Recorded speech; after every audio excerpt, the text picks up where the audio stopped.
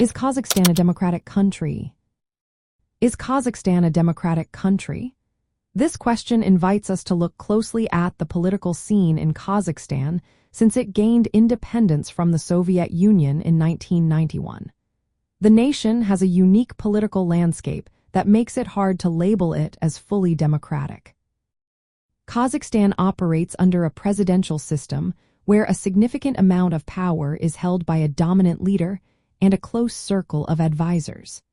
This concentration of power has limited political pluralism, meaning that there are not many competing voices in the political arena. Elections take place regularly for both presidential and parliamentary positions. However, these elections are often seen as neither free nor fair. The political environment is tightly controlled, especially when it comes to media outlets. State control over the media restricts independent journalism and limits access to a variety of political viewpoints. This lack of diverse information undermines the transparency and competitiveness that are essential for a democratic process.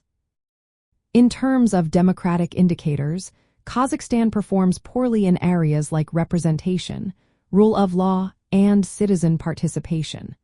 While there are some minor political parties that exist and take part in elections, their influence is minimal. The ruling party and its affiliates dominate the political scene.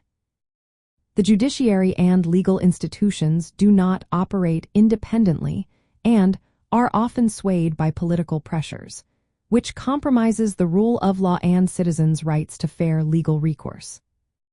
Freedom of expression, assembly, and association are frequently restricted. Peaceful protests are often met with arrests, and laws against vague offenses like incitement to discord are used to silence dissent.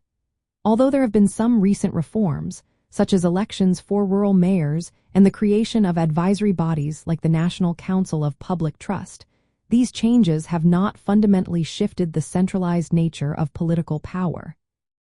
From a post-communist perspective, Kazakhstan's political journey shows a shift away from the centralized control typical of communist regimes but still retains many authoritarian traits. The leadership has focused on economic development, particularly through the exploitation of natural resources such as oil and gas, rather than on political liberalization.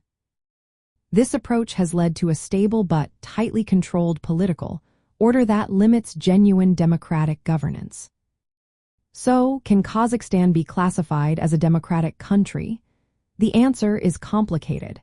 Its political system combines formal democratic institutions with authoritarian practices.